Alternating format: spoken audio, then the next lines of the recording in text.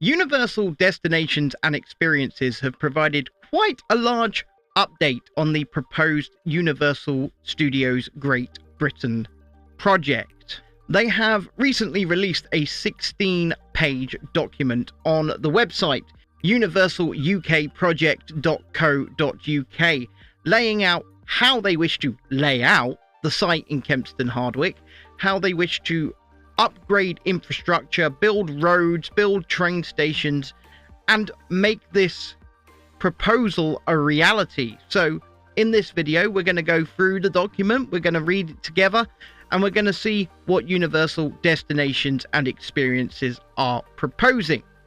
I don't think this gives us any idea of rides or anything like that. It's simply showing how big the site that they have purchased actually is and what they want to put where. So let's just get straight into it and take a look at this document from Universal Destinations and Experiences. Exploring in Europe, Universal's first branded theme park. The potential project would not just be Universal's first branded theme park and resort in the UK, but our first in Europe. It means Bedford would be host to one of only a few world-class theme parks and resorts. It would also create another significant reason for visiting the UK. Now, I don't think that's strictly true, because PortAventura used to have Universal involvement and used to have Universal branding on it. It used to be called Universal's PortAventura. So maybe the first studio branded park, but why the UK? So they say, we know Universal's incredible experiences resonate with people of all ages, and millions of UK residents travel to our theme parks and resorts around the world every year. True. We are excited by this potential opportunity to bring this world-class experience right here for people to enjoy in the UK. Well, it's already been said behind the scenes that it wouldn't be the same experience that you'll get in, let's say, Orlando, because if you were to clone those parks here, there'd be no reason for those millions of Brits to get on that plane and go over to the Orlando resort anymore, because it would just be going to the same thing we have. So thankfully, that actually means that if they do get permission and move forwards on this site that they already own, then it will be something unique. It'll be something quintessentially British, I would imagine, with the Universal branding on it. The UK is a very attractive market for a new theme park experience, with its large population, creative industry, strong tourism, transportation infrastructure, and links to Europe. Well, yeah, we've got the Euro Tunnel from London. Kempston Hardwick's not too far from London. We've got Luton Airport nearby. There'll be transport links. They want to upgrade the train station. I'm sure there's more of that in here. In 2023, the UK welcomed 38 million tourists, and this number is growing. These visitors are expected to spend approximately £34 billion annually, supporting a wide range of valuable employment opportunities across several sectors. Our parent company, Comcast Corporation, has a strong presence in the UK, with NBC Universal International and Sky's headquarters both based there, because people don't know, Universal or Comcast pretty much own Sky. They own a vast majority of it. Why Bedford? And we got some pictures as well alongside here showing you, look. So we got some pictures showing you where they already have Universal Studios branded theme parks. So why Bedford anyway? The site is located to the south of Bedford town centre near Kempston Hardwick and located between the villages of Wixhams, Stewartby and Wootton. It includes the former Kempston Hardwick brickworks site, which they already own, as well as some fields to the south, none of which form part of the Greenbelt. The site as a whole is already allocated for development by the council through the proposed local plan. The site is also in an ideal location with convenient fast rail links to London and London Luton Airport. It has the size and flat topography that is important for a large-scale theme park resort. Both the site and Bedford are well connected for travel from all parts of the UK. The East-West Rail project also plans to deliver additional transport improvements locally, specifically improvements to the existing railway between Bletchley and Bedford. Well, if the East-West Railway actually happens, although if this resort happens, it would certainly be a push for it to continue, that's for sure.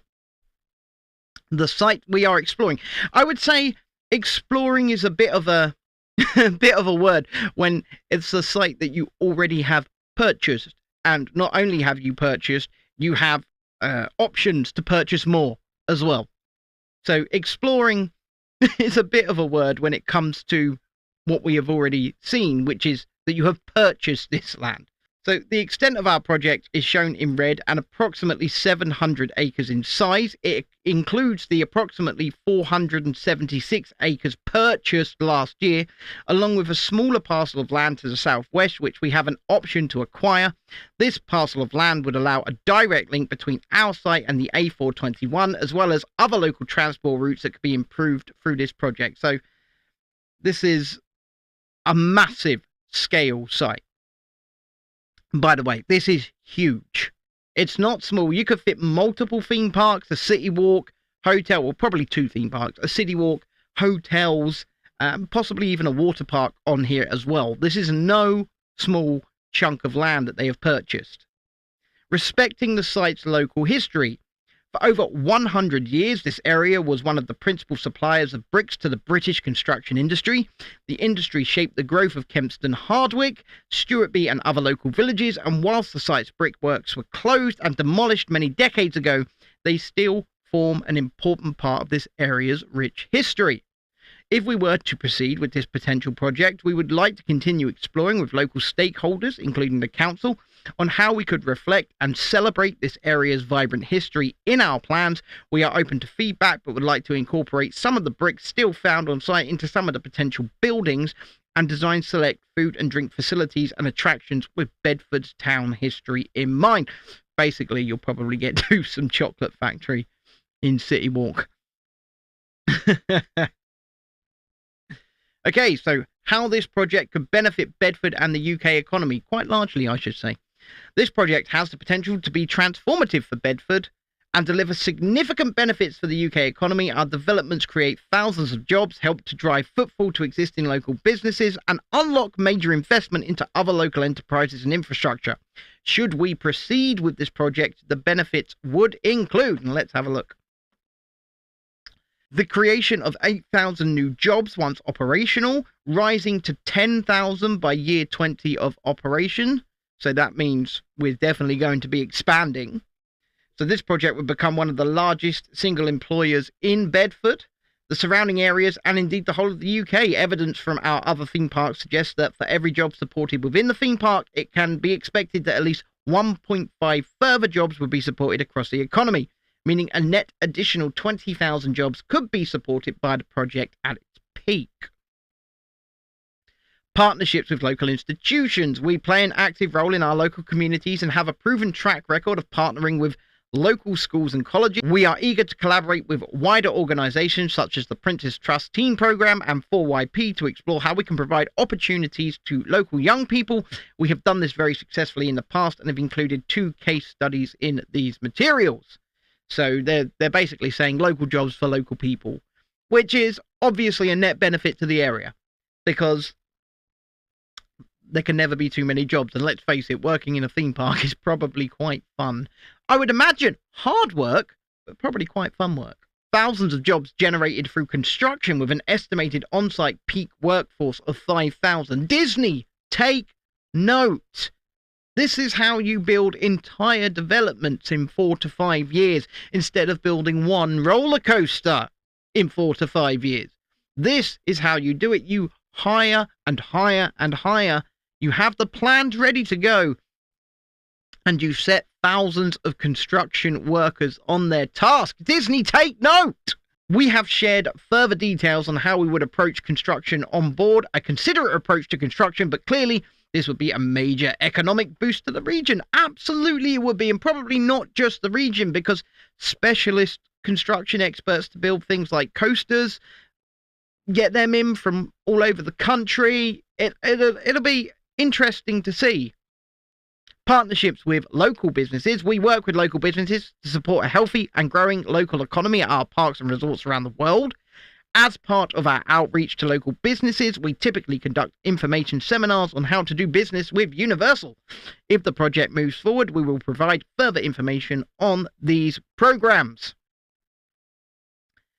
ongoing investment and development, well, yeah, look at the Orlando resort and look at the California resort building a Fast and Furious roller coaster. Right now, Orlando resort building a new theme park, not on the main Universal site. It has to be down the road because they ran out of land, but they're building it. It's open next year. As a long-term owner and operator, forming deep relationships in our local communities is important to us. Not only do we make significant initial investments, but we continue to invest in our theme parks and resorts over time. Our initial plan would include expansion areas, and we would consistently update and improve our theme park and resort by building new and innovative attractions and concepts, and probably new hotels and the like. A site that celebrates the beauty of the natural world. Across all of our resorts, we carefully consider landscaping and greenery and have recently won awards for our theme park in Beijing to this end. We would plant thousands of new trees here, both within our site and along the site's boundaries. Well, of course, they'll build a natural berm, essentially, keeping the view from the outside world into the theme park out, and vice versa as well, to create the illusion. Prioritizing local employment first, which is something I absolutely agree with. We would commit to advertising jobs to local residents first, where feasible. We want to ensure we offer local people opportunities that would benefit them. Initial estimates suggest that over 75% of the workforce would come from Bedford, Central Bedfordshire, Luton and Milton Keynes. We would be committed to making our job opportunities accessible to all. Something else as a disabled man I like to hear. Facilitating significant infrastructure improvements. Well, we're the same with what they're doing with Kirkman Road over in Orlando, making significant infrastructure upgrades in order to access the Epic Universe site. That is something that Universal do, and I guess will have to do in order to make this a reality. So our developments facilitate significant infrastructure improvements locally. These would potentially include rail and road upgrades. We have identified some of these on the board, investing in local infrastructure. We would also look carefully at existing services such as healthcare providers and ensure we understand any increased demand we may have on those services and ways in which we can engage with providers. So the NHS, basically, let's not have more accidents is what we're getting there. Dedicated training programs. We invest significantly in our people with training and development programs, and we would do the same here. For example, our ride technicians typically join us partway through the construction period and then remain as permanent members of staff once operational. As a point of reference, nearly 50% of our management team at our theme park in Hollywood started as hourly employees. A range of jobs at different experience levels would be created, each with genuine growth opportunities. So opportunities for the average Joe to be able to rise through the ranks at Universal. And I mean, people in management at Disney did exactly the same. People have started as balloon sellers and are now park executives. So that's good. A major boost to local and UK tourism. Well, yes, absolutely, I believe it would be. Our theme parks and resorts draw tourists from all over the world. The ACOM Global Attractions Attendance Report shows that the top 25 global theme parks, which includes 4 Universal destinations, attracted on average over 8 million attendees in 2022. And that's a slow year, by the way, 2022. That's reopening with reduced capacities. With visitors at Universal-operated theme parks between 8.4 million and 12.4 million. Like our other theme parks, we would expect to attract a mix of local people and domestic and international tourists. Many of our visitors stay in the local area around our theme parks, providing a welcome boost to the local economy. And obviously, there will be a couple, probably more than one hotel built alongside this project, if it is, of course, built. There will be probably a grand hotel, and then there will be the value resorts, because they will want people to stay with them and invest those hotel pounds, not dollars, pounds, into their hotel properties. So look for multiple hotels to be planned here. Now we're going to skip over the case study of their impact in Orlando, because we can see how well they're doing there. We don't need to double down on that here. This is about the UK project. About our planning process, and this is where we want to be. Our project would have wide-ranging economic, social and cultural benefits both for and well beyond the local area, including the wider region and country. Of course it would. Of course it would. Remember, this is world-class theme park entertainment. This is heavily themed. This is as good as it gets. This is now on par. Universal are now on par with Disney when it comes to themed experiences. People want to travel to these themed experiences. Look at the Super Nintendo worlds. Look at them. People want to go and do that. And that level of theming, that level of immersion would be expected here at this point with how they are building going forwards. I mean, look at Epic Universe. I've never seen anything quite like it. The immersion, the theming, the level of detail is just out of this world. One route for securing the necessary planning approvals to move ahead with our investment is through a planning permission granted directly by government via a special development order. One of those things that fake London resort went for. And yes, I always said that was never going to happen. From word one, when it was announced as Paramount Park, I was absolutely shunned as a pariah, but I knew what happened with the Paramount Park in Murcia, Spain, and I saw the writing on the wall before it even happened here.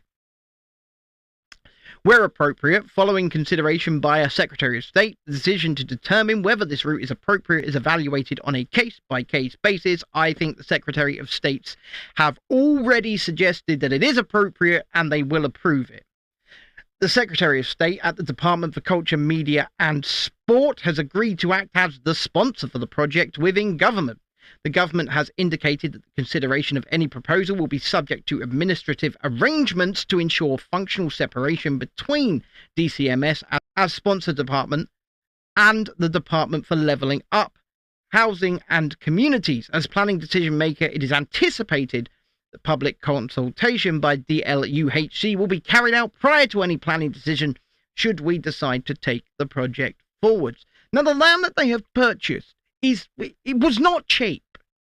It was not, tens of thousands of pounds. It was millions of pounds. You don't spend millions of pounds on a large swathe of land if you're not serious. Our planning submission will be accompanied by an environmental statement, which will be publicised and subject to consultation with statutory consultation bodies and the public. The environmental statement, together with any other information which is relevant to the decision and any comments and representations made on it, must be taken into account in deciding whether or not to grant consent for any proposal. Well, yeah. Our public engagement. As we continue to explore the feasibility of this project, we remain committed to engaging with Bedford Borough and Central Bedfordshire councils and our surrounding communities. As part of this, we are now beginning a period of public engagement to hear local feedback on our proposal. This is the best time to influence the potential project, whether or not you agree with it, disagree with it, or believe it can be improved. We want to hear the views of the local community on the implications of this proposal. This engagement will run for 28 days from Friday 5th of April 2024 and close on Friday 3rd of May 2024. We have prepared a short survey which we hope many local people can complete. This feedback will be reviewed and taken into account where possible as we develop our plans as the project moves forwards. We will provide a summary of the feedback received and how it has influenced our proposal, and if and when we submit our planning proposals to the Secretary of State. Well, I can tell you now, behind the scenes, this thing will be pretty much designed. They'll know what's going where. They'll probably have a good idea of what the hotels are going to be, what they're going to look like. They'll probably even have a good idea of what attractions they want to put there. This will be well developed behind the scenes.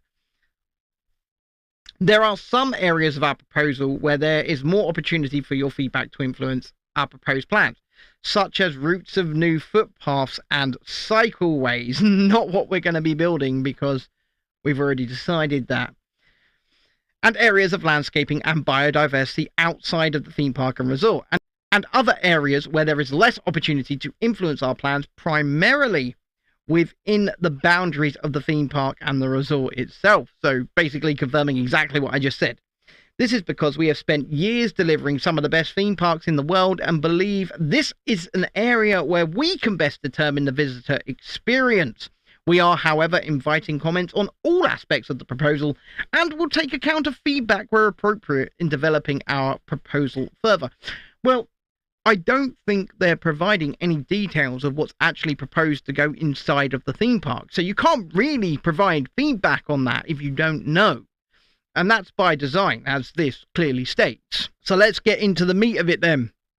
Our overview of our proposal. Here we go. Any new development of this size takes time and significant investment. Across the world, we are focused on delivering a world-class experience for our guests, and we would want any resort in the UK to be among the best of its kind in the world, because we have already designed it behind the scenes. We recognise the tremendous excitement of our theme parks and developments bring. Yes, it is too early in the process to know the possibilities of featured attractions and experience. I don't believe that at all. Should we proceed with the project, we would confirm these at a later stage. We have set out here indicative representations of a potential master plan for the site. Designs will be finalised later if the project moves forward, and the uses shown may shift to any location within a specified zone. Our proposal also includes upgrades to local infrastructure, which would be consented as part of this project. More information is provided on boards managing transport and investing in local infrastructure. We'll get there. Have your say, but here we go. Look at this. So we've got the Lake Zone, the Core Zone, the West Gateway Zone, and the East Gateway Zone. So these will be ways to get into the resort. And then we can have a look here. Look at these. Phase 1 indicative master plan.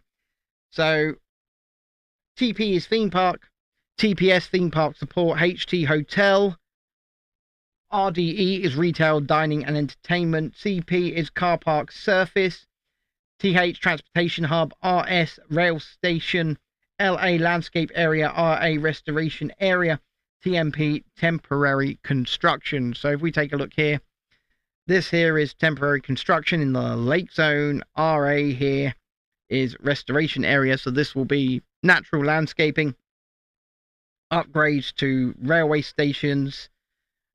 We're looking at car park space down here. We're looking at the theme park here and theme park support. Retail. This will be Citywalk essentially. Hotels, retail, and dining area. Yeah, they are absolutely wanting to go ahead with this. And then the same here, except for we have what MU is mixed use. So we've got another look here. But it looks like this area here is intended to be the theme park and the theme park support, with Citywalk here and a flat car park here in the core zone. And then we can see where they will do things like infrastructure upgrades and upgrade the train station. Our design standards. We would set out a series of design standards for this theme park and resort experience, which, among other things, would seek to decrease its visual impact on the area. This includes creating an open sky scheme to reduce the apparent bulk and mass of development as it appears from the surrounding area and allow light to reach ground levels. The key design principles of this are: landscape perimeter. We beautifully landscape our theme parks and resorts and will provide an attractive landscape perimeter in addition to creating significant green areas. The landscape perimeter reduces the visual impact of the resort and creates separation from the surrounding areas. So a natural berm, as I said earlier. And here's some examples of how they do that. Articulated skyline. Our theme parks and resorts include variegated skylines with extensive open sky views. We achieve this by incorporating components of varying heights. Most elements would not reach our maximum height limits and would typically range in height from 20 to 30 meters, while a few may rise to a higher level to create visual interest and orientation within the theme park and resort. So here, we're going to have a look at the maximum heights proposed here. The maximum height of any component would be 115 meters. That's well over 350 feet, by the way. That's pretty high. While the highest occupiable floor of any building would be limited to 75 meters, still over 200 feet. That's some potential for some pretty big hotels. These maximum heights have been determined with reference to features at our other theme parks and resorts and other attractions throughout Europe. We have no current plans to build structured parking, But if that were needed in the future, the height would be further limited to 40 meters. If you guys remember Universal Studios Florida before Islands of Adventure, I do. I was there at that point. Used to have one massive flat car park. No parking structures, no city walk. It was just a massive flat car park. And then the Universal theme park. And then you had the Hard Rock Cafe out the back of Kids Zone. So that obviously all got torn up and it was all moved to a different location on the site. That car park became what is now Citywalk. Islands of Adventure got built. Massive infrastructure project happened to completely transform what was just a single theme park into a massive resort. But they're saying here, essentially, we're going to do exactly the same thing. We're going to build you the theme park with a flat car park, a retail and dining area / city walk type thing in the middle. And then we're going to move the structured car parking if we have to build it to a different location on the site. Non-theme park and resort uses would have lower heights as appropriate, such as 75 meters for mixed-use commercial development, 30 meters for rail stations, which they are happy to build by the looks of it, and 20 meters for the transportation hubs. Minimal development would be permitted within the restoration areas, which would focus on preserving, improving, and celebrating the natural environment. More information is provided on board being a good neighbour, managing our impact. Orientation, non-guest facing support, back of house facilities would typically be located closer to our site boundaries. The heights of these buildings would be limited to reduce their visual impact and would typically range in height from 15 to 25 meters. We believe that our theme parks and resorts speak for themselves and have provided images of our other parks to demonstrate how these design principles have been delivered elsewhere around the globe. And we can see some of those examples here. Now we're going to talk about the Universal experience. By the way, we're only halfway through this thing. This is a big document. The theme parks and resorts we create and operate globally are very different to a typical amusement park. Well, yes. And are unlike anything that currently exists in the UK. We take guests to places they couldn't otherwise go, and that typically exists only in their imagination. To do this, we use cutting-edge technology and partner with some of the world's most beloved storytellers to create fully immersive experiences where the attraction, placemaking, food, and merchandise all work together. Inside a Universal resort and park, our rides and attractions. As part of our offer, we invite guests to experience beloved stories and exhilarating adventures in immersive new ways. The rides and attractions we create are only made possible by pairing innovation and technology with exceptional creative delivery. Well, it's good to see that they are moving away from just ride vehicle screen. Guests in our theme parks may find themselves chased by velociraptors, fending off an alien attack, or escaping an indoor tomb. Each park is unique and allows guests to be fully immersed in different lands. That minion blast thing looks really dumb. I'm not gonna lie. The wider resort, city walk, hotels, and entertainment. As well as exhilarating experiences, our theme parks provide spectacular live entertainment. This is hosted both within the resort and by the entrances. As part of our city walks, accessing City Walk does not require a ticket. And this is where visitors and local community could come for a unique culinary experience, with themed restaurants like our Twosome Chocolate Emporium and Savory Feast Kitchen. For example, in Citywalk Orlando, Citywalk's themed experiences are very different from typical entertainment and therefore are not direct competitors to the leisure options that you experience in a town centre or on a high street.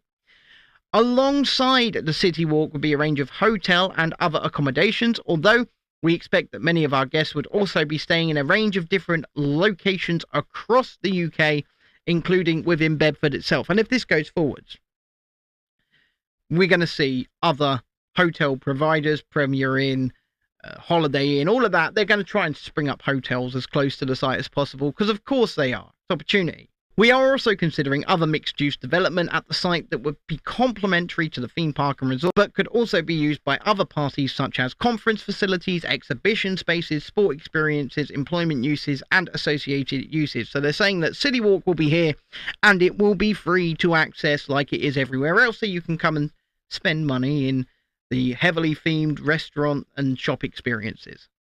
Investing in local communities. We have a long-standing track record of partnering closely with and investing in the local communities where we operate. Should we proceed with this project, we would continue to explore with the council and local groups how we can best embed ourselves into and support the community. Some of the ways we have done this elsewhere have been included below, and we welcome any initial suggestions for the sort of community initiatives and engagement you think we should consider in the future here. Being a good neighbour, managing our impact.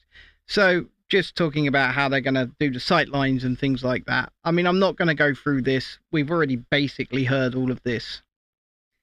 Managing transport. Getting people in and out of our theme park safely and without disrupting our neighbours is crucial to our guest experience and our long-term relationships with local communities. One of the main reasons we selected this site as a potential location for our first UK theme park is its exceptional transport links to London and the rest of the UK, and because the project can make use of existing spare capacity on local public transport services and roads. And it just outlines here how people would travel to the site. I'm going to go a bit faster through some of these points because I realise this video is getting quite long. So they say about 35 to 40% of visitors would travel to us by train. They say 10% would drive to the site, with a further 25% as passengers. So they would build 4,200 spaces with an appropriate mix of electric vehicle charging. And then they say more broadly, we can significantly influence how people travel to our parks and can maximise green travel by creating promotional packages and ticket offerings with local transport providers, which is exactly what Disneyland Paris do. They work with SNCF and Eurostar to offer packages to get people from the United Kingdom on the Eurostar. They probably do it in other countries as well, and they include your transportation, your hotel on site, and of course your theme park tickets. When would people travel to the site? They say obviously peak periods, school holidays and weekends, and then off-peak periods being significantly higher than peak periods. Then they talk about investing in local infrastructure, which is something we sort of alluded to earlier, but they say here the construction of Wixham's railway station, so they will build a railway station as we said they would, the delivery of another new railway station on the East-West rail line in close proximity to the resort, dedicated slip roads from the A421 to accommodate circa 85% of our road traffic. That is quite massive road infrastructure, by the way. An upgraded Manor Road to tie in with the new railway bridge being delivered by Network Rail to replace the Manor Road level crossing, improvement and upgrades to the active travel network. So they actually show us here where the proposed new roads would be. This is one of the new railway stations they want to build, and this here is the other new railway station. Here we talk about sustainability. So serious about sustainability. Comcast has set goal to be carbon neutral in scope 1 and 2 by 2035, and our theme park plays an important role in this. Our operations focus on 3 key areas of sustainability: clean energy and energy efficiency, recycling and waste reduction, and water conservation. Some examples of how we've delivered on these include creating a 250 kilowatt floating solar system at our Universal Orlando Resort. Probably not relevant here in the UK because, let's face it, we barely ever get any sun. Converting all 21 of our Universal Hollywood iconic studio trams to electric by 2025, collecting food waste from our on-site restaurants for waste-to-energy schemes, and diverting as much as 69% of waste away from landfill. Pretty good sustainability there. So, and then they talk about here how they've got certification for sustainability at the Beijing Resort and want to continue to get that same certification here in the United Kingdom. A considerate approach to construction. Let's have a bit of a more detailed look at this then. So let's see what they want to do.